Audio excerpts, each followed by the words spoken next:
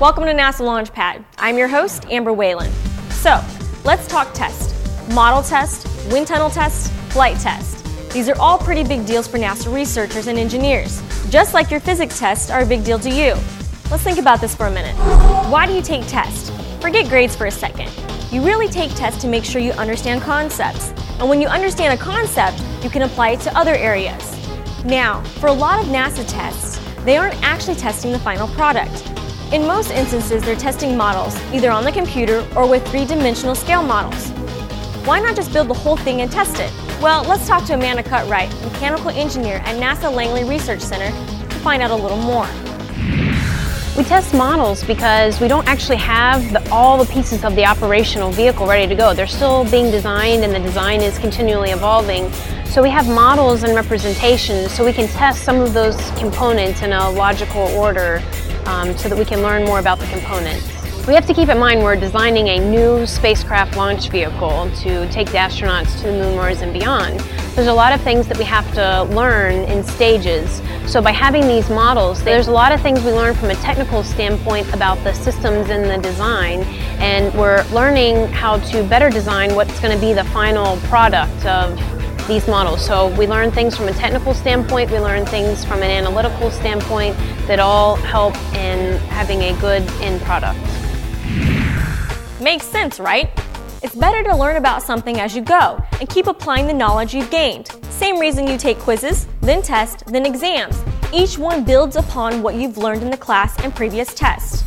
What kind of test do you like the most? Multiple choice, fill in the blank, true or false? But you don't always get that kind of test, do you? It depends on which format is best suited for the information you're being tested on. And like I mentioned before, NASA uses a lot of different kinds of tests. Computers, scale models, which one's best? Amanda? Having a computer simulation and a model are both good.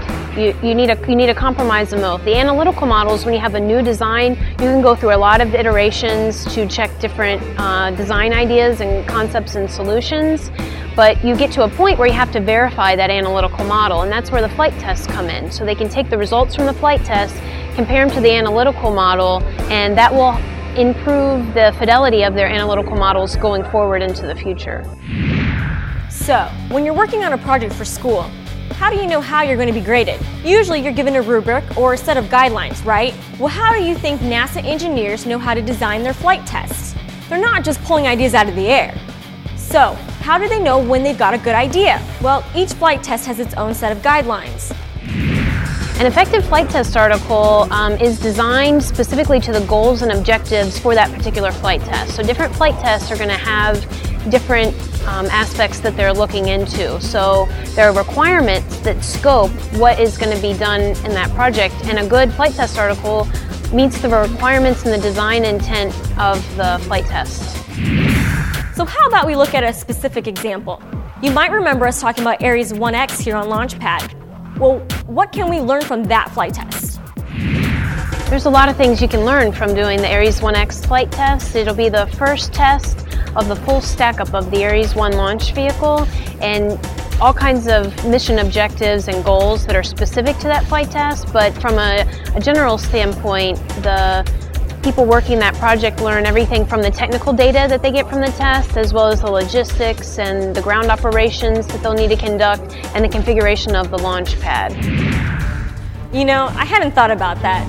These tests aren't just about getting the rocket ready. They're also about making sure that everything is ironed out on the ground. Mission control, support, data collection, all that kind of stuff. Really, when you think about it, there's a lot of effort going into these missions, and it's not all from the rocket scientists. That means there's a lot of positions that need to be filled, maybe by you.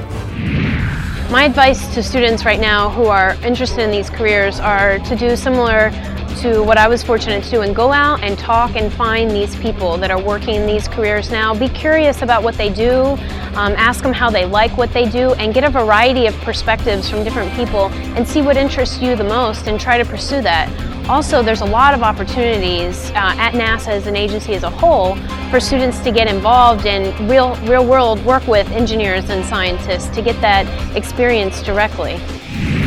So, keep being curious, keep asking questions, and keep learning. Someday you might just find yourself designing a new rocket or its model, and hey, You could be the one pushing the buttons that launches a new era of exploration. Well, that's it for today. Thanks, Amanda, for all the information. I'm Amber Whalen, and we'll catch you next time on NASA Launchpad.